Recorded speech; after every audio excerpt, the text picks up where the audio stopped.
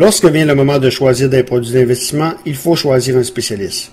Monsieur Jacques Doucet, conseiller en sécurité financière, planificateur financier auprès des services financiers Jacques Doucet et représentant d'épargne collective rattaché à MK Capital, peut vous donner de judicieux conseils afin que vous puissiez profiter des précieux avantages d'un produit d'investissement répondant à vos besoins. Monsieur Jacques Doucet encourage fortement à acheter localement pour soutenir notre économie. Contactez M. Jacques Doucet au 88 276 61 70. Grosse carte demain du UFC 148 qui sera présentée à Las Vegas. Pourquoi je dis grosse carte? Normalement, quand soit Georges Saint-Pierre ou Anderson Silva est sur la carte, c'est probablement une des plus grosses cartes que le UFC Dana White présente. Et pour en parler, on va rejoindre notre collaborateur pour les arts martiaux mix, Claude Perron. Salut Claude. Salut Danny, ça va bien? Oui, ça va bien. Claude, je me trompe-tu? Je regarde ça, Anderson Silva, Tito Ortiz. Pour nous autres, Patrick Côté, c'est ça. Ça va être majeur comme carte. Également, Ivan Mencheval, qui vient de Salvador, mais qui s'entraîne au TriStar à Montréal. Donc, oui. C'est une des grosses cartes de l'année, hein? Wow, c'est une belle grosse carte. Il y a des gros noms. Des combats bien attendus. C'est sûr qu'Anderson Silva puis Sonnen 2. Ça va être un gros match. Griffin Ortiz, ça va être très bon aussi. D'ailleurs, Ortiz dit que ça va probablement être ses derniers combats, sinon le dernier avant de prendre sa retraite. On a notre bon Québécois Patrick qui est là, qui va faire face à Sean Lee. Ça va être très bon aussi. Il y a Damien Maia sur la carte, il est bon aussi. Il y a Manjivar, comme tu dis. Ouais. Il y a Melvin Gillard. Il y a au moins, je te dirais sérieusement, là, il y a au moins 5 bons combats, facilement. 5-6 bons combats. Je regarde celles qui seront présentées sur le pay-per-view demain. C'est tous les combats que tu viens faire la démantelature, ils sont sur la télé à la carte. On va y aller plus en détail avec les combats. Edison Silva contre Jael Sonnen, c'est le deuxième combat entre les deux. Oui, ça c'est, écoute, comme tu le sais, Silva, lui, normalement, il est considéré comme le meilleur livre pour livre, à peu près. Bon, il y avait Fedor, il y avait GSP, mais pas mal tout le monde s'entend pour dire que c'est Anderson Silva numéro 1. Silva, il a tout le temps dominé ses adversaires jusqu'à temps, c'est 2 ans, je crois, qui s'est battu avec Shannon. Shannon, en fait, un round, ça dure 5 minutes, là, c'est un combat de championnat, donc il y en avait 5. Écoute, Shannon, il a gagné 4 rounds, 3 quarts. Il a sacré une volée à Silva pendant 4 rounds et demi de temps. OK. Puis une bonne volée. Puis là, Silva, à toute fin, il a réussi à... Shannon est devenu un petit peu lazy là, quand il était dans la garde à Silva, puis il s'est fait passer un étranglement triangulaire. Ouais. Mais c'est pas une farce, là. Il a sacré une volée pendant 23 minutes sur 25. OK. Puis, donc... Silva, lui, avait passé à travers tout le monde. Même Shannon, lui, après ça, il s'est rebattu. Il a perdu contre Bisbing. Sauf que, tu sais, quand on dit que le style fait le combat, là, Shannon, il a vraiment, vraiment le style parfait pour battre Anderson. Fait que ça va être très, très, très intéressant dans le combat revanche, là, surtout que Shannon, il se fait aller à la trappe pas mal. Lui, son gros point fort pour faire du marketing, c'est vraiment, vraiment du trash talking qu'on appelle. Ouais. Il est vraiment bon là-dedans. Il disait qu'il allait sacrer une plaque ses fesses à la femme à Silva, qu'il prépare un steak, toutes sortes de conneries, même des affaires racistes et brésiliens. En tout cas, il a tout dit, il a tout fait, là. Okay. Puis là, ça va être intéressant de voir ça, ce combat-là. Mais c'est un peu comme à la boxe, normalement. À la boxe, un coup de poing peut faire la différence. Donc, le gars peut mener pendant 12 rounds et à la dernière minute, faire passer le KO pour perdre le combat. C'est un peu ça qui s'est passé dans l'UFC 117 entre les deux. Là. Oui, on peut dire ça. Sauf que là, ça a fini avec une soumission. Là, mais oui, ton parallèle est bon. Là. Tout peut arriver. Il y a une shot qui peut passer. T'es fatigué, t'as dominé tout le long, tu te relâches un peu, boum, tu te fais attraper. C'est ça qui est arrivé dans le dernier combat. Puis là, c'est bien partagé, on va dire franchement, savoir qui va gagner. Mais moi, je pense que Silva va marcher dessus cette fois-là. Au premier combat, Sonnen a eu la chance, je pense, tu iras voir sur UFC.com parce qu'il est gratuit le combat, le premier. Il est gratuit pendant un bon bout de temps. Il a réussi à geler Silva dans les premières minutes du combat avec un bon coup de poing. Lui, il est gaucher, c'est 2 gauchers en plus. C'est une droite par en dessus. Puis il a réussi à le pincer avec ça, puis on dirait que Silva s'en est pas remis. T'sais. Alors j'ai hâte de voir s'il réussit pas à le pincer solidement au début, puis surtout s'il rentre en ligne droite. Là, Anderson Silva, c'est un chirurgien avec ses poings et ses pieds. Là. Ça va être intéressant, mais je pense pas que Sonnen réussisse à répéter son exploit du premier combat. OK. J'ai des doutes, mais ça se peut.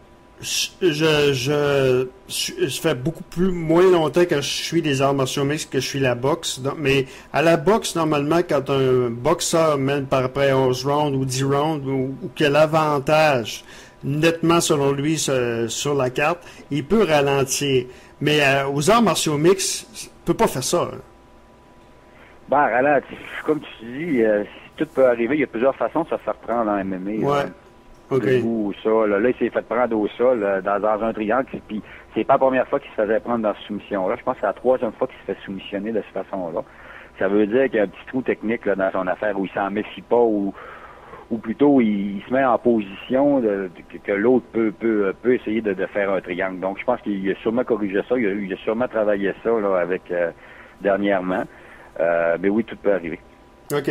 Dans le deuxième combat, le combat qui va être en sous-carte, va opposer deux Américains, Forrest Griffin, qui est un combattant connu des arts martiaux mixtes, face à Tito Ortiz. Tito Ortiz, qui est bon, tu viens de le mentionner, lui, il a décidé de prendre sa retraite. C'est possiblement son combat d'adieu pour lui, là. Oui, écoute, c'est deux gars qui ont bâti ni plus ni moins que le UFC. Si on se rappelle, Forrest Griffin, c'était le premier finaliste d'Ultimate Fighter 1, c'est la série, là, la télésérie, qui, d'après Dana White et tous les autres, a mis vraiment le UFC sur la map, là, parce que là, je sais pas si tu l'as vu, le combat de cette finale-là, tu iras voir ça si tu l'as pas vu, de The Ultimate Fighter 1, la finale entre Forrest Griffin puis Bonner. C'était tout qu'un slugfest. Toi, t'aimes la boxe, t'aimes ces gars qui se tapochent. Va écouter ce combat-là. Tu vas en avoir pour ton argent. Écoute, tout le monde est sur le bout de le chaise. Ça s'est frappé, mon ami, comme ça se peut pas. C'était tout qu'un combat, puis c'est ça qui a mis le UFC sur la map au point de vue de la TV puis tout ça. Fait que à ce compte-là, Griffin, c'est un très bon combattant. Il s'est battu contre tout le monde. Il s'est battu contre Anderson Silva. Il a tout lu les gros noms. Ortiz, on peut en parler aussi. Il est là depuis l'UFC, je pense, 16 ou 17, même si c'est pas avant ça. Donc, c'était vraiment un des premiers. UFC 18, son premier. Non, même pas. UFC 13. Il est là depuis 97, Ortiz. Donc, ça fait un mot de bout de temps. Il est très bon. Il a battu bien du monde. Il y a eu des problèmes de dos en vieillissant dans les MMA. On s'entraîne fort, assez raide. Ouais. Donc, depuis quelques années, il y a des problèmes persistants au dos et tout ça. Il dit que ça va bien. Là, il relève de 2 défaites. Mais quand même, il y a eu des beaux combats aussi. Mais c'est le temps qu'il s'en a été. C'est comme il disait, je disais dans un peu, il dit c'est pas le combat en tant que tel, mais c'est l'entraînement. Tu sais, faut que tu t'entraînes fort, avoir des gros camps d'entraînement d'une douzaine de semaines. Tu te fais brasser, tu te fais tapocher, tu es rendu au-dessus de 30 ans, 35 ans, 37 ans. Ça devient dur si le body veut pas. Le body ne suit plus, puis lui, c'est pas mal son cas. Tito Ortiz, il est moins bavard que son frère. Il est moins bavard que? Son frère. Que son frère? Hein? Oui. Il me semble que son frère est plus baveux que lui. Que Tito Ortiz? Oui. Mais je m'excuse, mais il n'y a pas de frère qui se bat. C'est pas lui qui devait se battre contre Georges Saint-Pierre, c'est pas son frère. Ah, c'est quel frère qui devait se battre contre Georges Saint-Pierre, puis ils sont deux? Ah, c'est Diaz. Ah, Diaz, est-ce que je me...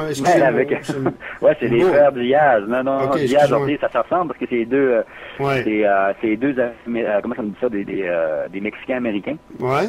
Les deux, les Diaz puis Ortiz aussi. Mais non, il n'y a pas de lien parenté. C'est Nate et Nick Diaz. Je viens de me tromper, là. J'ai fait une bourde. J'espère que... Nick et Nate. Donc, j'espère que vous allez me pardonner pour ça. Maintenant, Patrick Côté. Lui, Pat Côté, on le connaît bien. Moi, je le connais comme analyste plus que comme combattant. Je sais qu'il a fait les UFC. C'est un gars qui semble très sérieux. Je voyais sa préparation. Il met toute la gomme. Et c'est toi qui me disais justement que tu pensais pas que Pat Côté allait revenir dans les UFC ou c'était quelque part d'autre que j'ai entendu ça, compte tenu qu'il y a plusieurs combattants à UFC. Mais lui, il revient par la grande porte. Ah oui, oui, je pense que je t'ai déjà dit que je doutais un peu de son retour. Parce que comme je t'avais dit à ce moment-là, ça fait à queue, hein, pour aller dans l'UFC. Mais Pat a aligné des beaux combats. Il a eu pas mal de petit job de coulisses, a fait aussi un peu de promotion. Il a déjà été là, puis il veut pas, là. Il l'avait coupé, mais quand même, il avait fait quand même une bonne job, là. OK, il avait perdu contre Anderson Silva, mais après ça, il y a eu deux défaites rapides là, dans l'UFC. Bon, des fois, il ressort puis il revient pas, mais Pat, écoute, il est pas vieux encore, il a encore du potentiel. Puis quand on regarde Kong Lee, il est bien sympathique, mais il a pas affronté grand monde. Là. Il était dans Strike Force avant.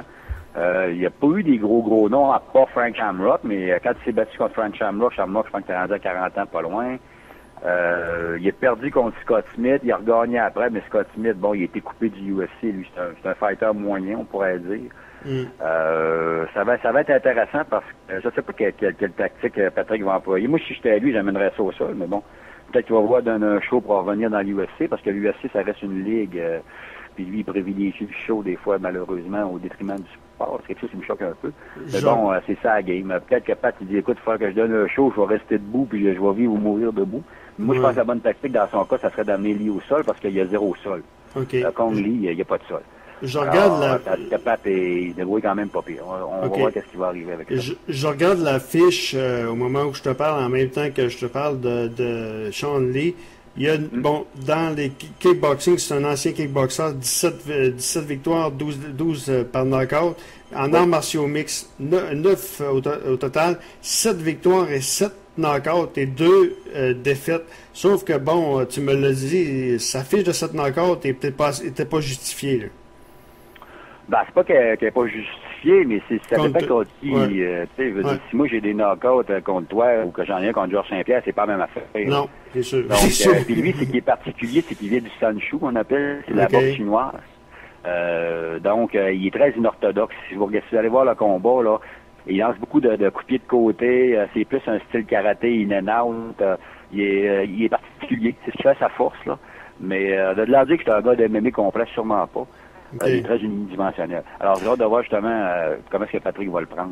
Là. Justement, Patrick, 2 questions, je suis sur Patrick. La première, est-ce que le fait que je pense que c'est un proche de Georges Saint-Pierre, et le fait également qu'il a une belle personnalité, ce gars-là, quand même, de la manière que je le vois à la télévision, ça semble un gars assez sympathique. Ça fait penser un peu à Patrick Carpentier, de sa façon qu'il dégage. Est-ce que tu penses que ces 2 aspects-là que je viens de te nommer peut faire en sorte que Dana White l'a rappelé? Je sais pas. C'est embêtant. D'après moi, c'est vu que c'est un gars de Montréal, mais il s'entraîne pas au Tristar, hein, Patrick. Ouais. Il est avec BTT Canada, avec Fabio Landa. Mais oui, ça reste un proche, puis je pense que oui, Georges, comme pour Ivan Manjivar, d'après moi, il fait un petit peu de pub pour eux autres aussi, ce qui est. Parce que Patrick, c'est pas lui qui va vendre le plus de tickets aux États-Unis, là. Non. C'est pas un trash talker, c'est un gars, comme tu dis, il est fin, il est propre. Des fois, les Américains, ils aiment plus des styles un peu plus coquille, comme on dit, un peu plus baveux. Mais c'est ça. D'après moi, sa personnalité, puis ce qu'il a fait avant aussi, quand même, c'est un bon combattant. Ça a permis de le ramener. Peut-être que l'entourage de Georges a joué un petit peu là-dessus aussi. Mais là, je suis pas dans le secret des dieux, ça je peux pas te le dire. Puis, c'est-tu comme à la boxe? À la boxe, souvent, c'est pas de perdre qui est important, c'est de la façon que tu perds. Si Patrick Côté perd demain, est-ce qu'on peut dire que c'est terminé pour lui dans les arts martiaux mixtes dans l'UFC ou c'est un peu comme à la boxe, ça dépend comment tu perds? Ah, bonne question. Mais d'après moi, t'as pas tout à fait tort. Si ça finit de bonne heure puis il se présente pas pour quelque autre raison, ça va pas bien. D'après moi, sa chance va être passée. Mais encore là, il a signé un contrat de 2 combats, 3 combats, 1 combat. Dans ce cas-là, je suis pas dans le secret des dieux, mais c'est sûr que ça prend de belles performances. Ils l'ont ramené, là. Comme je te dis, moi, je pensais pas qu'il allait le ramener. Ils l'ont ramené, mais il y a peut-être un gars de sa tempe aussi, là. OK. Ivan Menjivar, maintenant. Lui, c'est un gars qui vient du Salvador, qui s'entraîne au Tristar à Montréal. Un des bons prospects des arts martiaux mixtes, certainement. On peut parler de bons combattants. Jusqu'où est-ce qu'il peut aller Menjivar? Est-ce qu'il peut aller au sommet du UFC? Oui. Oui. Menjivar, c'est toute une histoire. Tu sais, il a commencé de bonne heure. Il était là au tout début de TKO, même avant ça, UGC. Okay. Il s'est battu. Un des premiers combats professionnels à Georges Saint-Pierre, c'est un des 2-3 premiers combats à Georges, c'était contre Menjivar. OK. Puis là, Menjivar, par contre, on pourrait dire que Menjivar s'est jamais battu. il s'est jamais battu dans sa catégorie de poids vraiment, parce qu'à UFC, puis même dans ce temps-là, les autres promotions, il n'y avait pas des si petits que ça. Il s'est battu contre Georges Saint-Pierre à 170 livres. Manjivor, c'est un 135-140 livres, ça. Okay. Alors, il s'est battu contre des gros gars. Puis c'est un gars qui, bon, à un moment donné, il a eu une grosse blessure au genou. Après ça, il s'est retiré, il était à l'école un peu, il travaillait à l'aéroport de Montréal. Puis là, dernièrement, il y a à peu près 7-8-10 mois, il a perdu son emploi. Il y a à peu près 1 an. Donc là, il s'est remis aux arts martiaux à temps plein. Mais c'est un gars que tout le monde s'entend pour dire que écoute, il a gros de talent. Il a perdu contre Georges Saint-Pierre, il a perdu contre Vitor Ribeiro, il a perdu contre Matt Serra, qu'on connaît, il a perdu contre Raja Faber, qui est très connu aussi, contre Kao Luno, qui est très, très connu aussi. Tu sais, il a jamais pris des pieds de céleri, lui, là, puis il s'est jamais battu non plus dans sa catégorie de poids. Mais là, depuis 2 ans, il peut le faire dans sa catégorie de poids, puis il s'entraîne full pin. Fait que moi, je pense que oui, ça peut être, il pourrait avoir un combat de championnat d'ici 1 an d'après moi, si ça va bien. Là. Je dis pas qu'il va le gagner, je dis pas qu'il est vraiment peut-être le meilleur à 135 livres dans l'UFC, mais il peut bien paraître avec n'importe qui de ces gars-là, ça c'est sûr et certain. Il va affronter Mike Easton. Qu'est-ce que tu connais de Mike Easton? Bon, Mike Easton, excusez, c'est un Américain. Ouais. Ça traîne avec l'équipe Alliance, où c'est un bon gars, il est 12 ans. Oui, c'est ça. Il est 12 ans. Il a rencontré aussi des bons adversaires, dont 2 dans l'UFC, parce que lui, c'est son 3e combat dans l'UFC. Mais bon, il va avoir son plus gros test, ça va être Manjivor. OK. Alors, on va voir de quel bois il chauffe, comme on dit, à ce niveau-là. Et rapidement, Mendes contre Cody McKenzie. Chad Mendes, c'est un nom connu aussi des arts martiaux mixtes. Oui, parce que il s'appelle McKenzie. Ouais. McKenzie lui a gagné, je crois, un des derniers Ultimate Fighter. Okay. Il a gagné ou s'est rendu assez loin là-dedans, dans l'avant-dernier ou l'autre d'avant, je m'en rappelle pas. Puis il est connu pour une technique qu'ils ont surnommé un petit peu le McKenzie Team. C'est une guillotine un petit peu modifiée qui fait un petit peu de façon un petit peu plus particulière, là, qui est très, très, très efficace. Alors, il y a une très, très, très bonne guillotine. C'est un gars qui est tough, c'est un pêcheur, ça, si je me trompe pas, lui, c'est un pêcheur sur des bateaux de pêche, la pêche au crabe. Okay. Donc, c'est un tough, tu sais, ces gars-là, ils jouent dur, puis c'est élevé dur. Bon, point de vue talent, peut-être limité un petit peu, pas limité, mais je pense pas qu'il soit dans les top de sa catégorie. Mais ça va être un bon combat. Il donne tout le temps un bon show, là, ça c'est sûr. Puis il est très très sympathique en plus. Hey, ça, là, c'est les combats que je viens de vous parler, c'est les 6 combats qu'on va voir à la télé à la carte. Ça, oui. Sans compter que ça vous donne un peu la qualité, probablement la meilleure carte, jusqu'à maintenant, la meilleure carte des arts martiaux mixtes, au moins depuis 2012. Celle de John Jones, je pense que c'était Rashid Evans, c'est contre John Jones, mais elle, je pense qu'elle a déçu beaucoup de monde là, par le spectacle. Wow. C'est une des grosses cartes de 2012, ça c'est sûr. Regarde, il y a du beau monde. Je viens juste de te parler des 6 combats, puis il y a un Canadien, John Alessio, qui sera également, lui, en sous-carte, ou encore dans la carte préliminaire qui sera présentée à TVA Sport et Sportsnet. Ben Claude, très intéressant. Toujours intéressant de te parler, puis on va se parler lors du UFC 149. Ah ben c'est parfait, Danny. Merci beaucoup. Donc voilà, c'était Claude Perron, notre analyste des arts martiaux mixtes.